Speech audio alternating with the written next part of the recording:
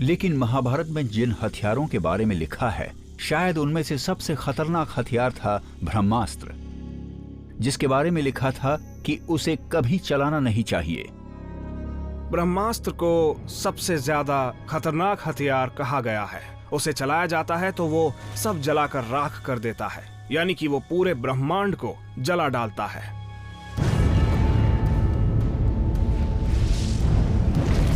मतलब कि वो एक ऐसा न्यूक्लियर ब्लास्ट करता है जो हम इंसानों ने आजकल जितने भी बम देखे हैं या चलाए हैं उनसे 100 गुना ज्यादा शक्तिशाली हो। इसीलिए उसे चलाना नहीं चाहिए। लेकिन फिर भी कोई ना कोई तो उस ब्रह्मास्त्र को इस्तेमाल कर सकता था, और महाभारत ग्रंथ में इस उलझन के बारे में भी बात की गई है।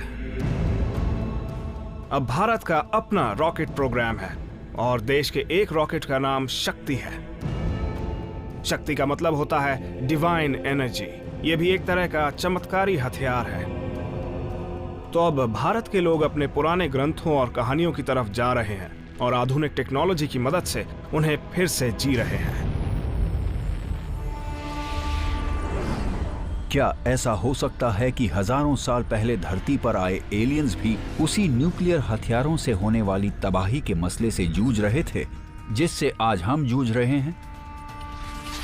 और क्या आज दुनिया की अलग अलग फौजों के पास जो खतरनाक हथियार हैं, वो उन्हीं हथियारों का नया रूप हैं जिन्हें प्राचीन वक्त में एक्स्ट्रा टेरेस्ट्रियल जीवों ने सबसे पहले धरती पर इस्तेमाल किया था? शायद हां। लेकिन फिर कुछ और प्राचीन ग्रंथों को बारीकी से देखकर हमारे लिए भविष्य की फौजों के बारे में जानना भी मुमकिन होना चाहिए।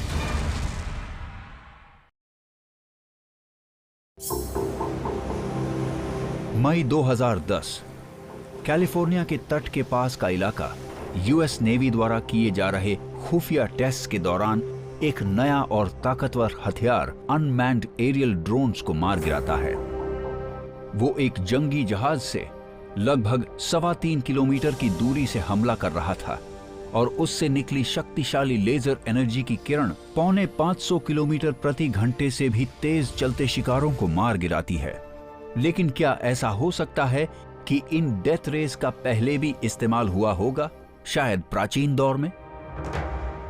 मुझे यकीन है कि बीते कल में धरती पर ऐसी विकसित सभ्यताएं थीं जिनके पास वाकई इस डेथ रे नाम के हथियार जैसी कोई चीज थी, लेकिन वो इन्हें इस्तेमाल करते थे या सिर्फ उन्हें इस्तेमाल होते हुए देखते थे, इस सवाल का जवाब कोई नहीं जानता। सन 214 ईसा पूर्व सिसिली इलाके के शहर सिराक्यूज में रहने वाले ग्रीक लोग रोमन जंगी जहाजों का सामना करने की तैयारी कर रहे थे।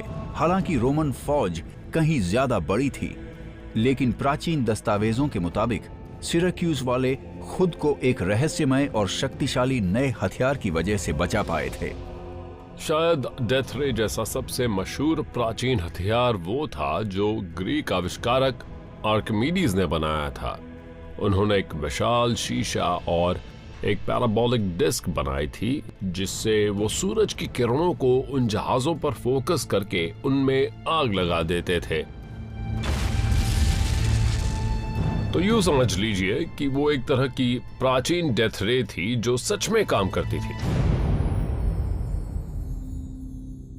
लेकिन आर्किमिडीज इतने खतरनाक हथियार का आविष्कार कैसे कर सकते थे जो कि उस जमाने के किसी भी हथियार से आधुनिक था?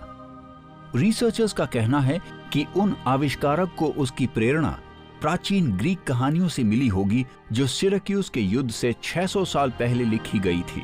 उन कहानियों में उन देवताओं के बारे में लिखा था जिनके पास तबाही मचाने वाले चमत्कारी हथियार थे।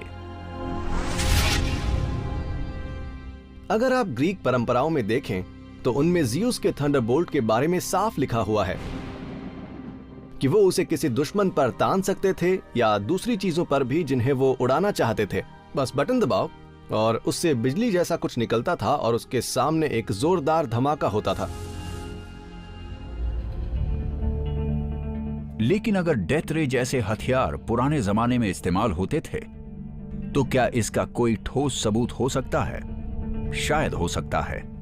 यहाँ स्कॉटलैंड के गांवों के इलाकों में कई जगहों पर कई प्राचीन खंडहर आज भी पाए जाते हैं। इनमें से कई किलों या दूसरी इमारतों जैसे लगते हैं, और ये सब हजारों साल पुराने हैं। हैरानी की बात है कि ऐसा लगता है कि उन्होंने इतना तेज आग और गर्मी का सामना किया है कि उनमें लगे पत्थर शीशों में बदल गए हैं। ये एक ऐसी प्रक्रिया है जिसे वैज्ञानिक भाषा में विट्रिफिकेशन कहते हैं।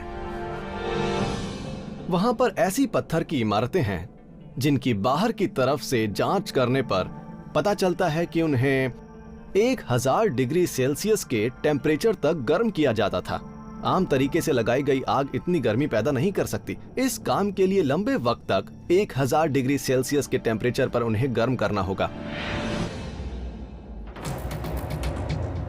केल्टिक कहानियों के मुताबिक एक बार एक लू नाम का देवता था जो द शाइनिंग वन या सन गॉड और गॉड ऑफ वॉर के नाम से जाना जाता था।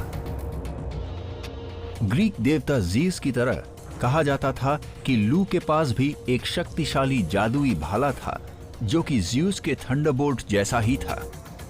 जब जंग का वक्त आता था तो लू अपना ये भाला निकालता था और फिर उनसे तेज आवाज के साथ आग बरसने लगती थी और वो दुश्मन की फौज में तबाही मचा देती और वो किसी को भी जिंदा नहीं छोड़ती। वो एक चमत्कारी हथियार था।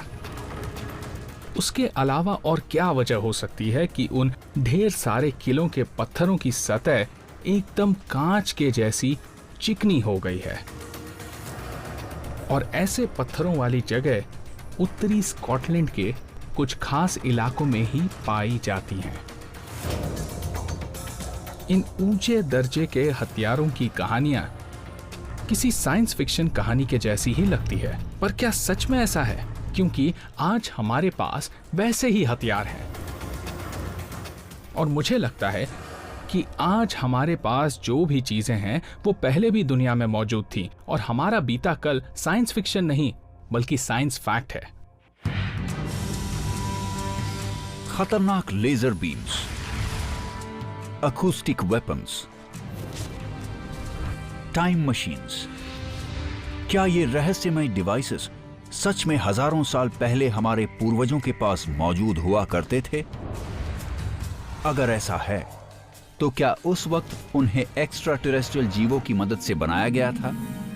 शायद जैसे जैसे हमारी टेक्नोलॉजी और आगे बढ़ती रहेगी, हम न सिर्फ अपने भविष्य के और करीब जाएंगे, बल्कि फिर से हमारे बीते कल को भी जानेंगे और हमारे एलियन पूर्वजों से भी मिलेंगे।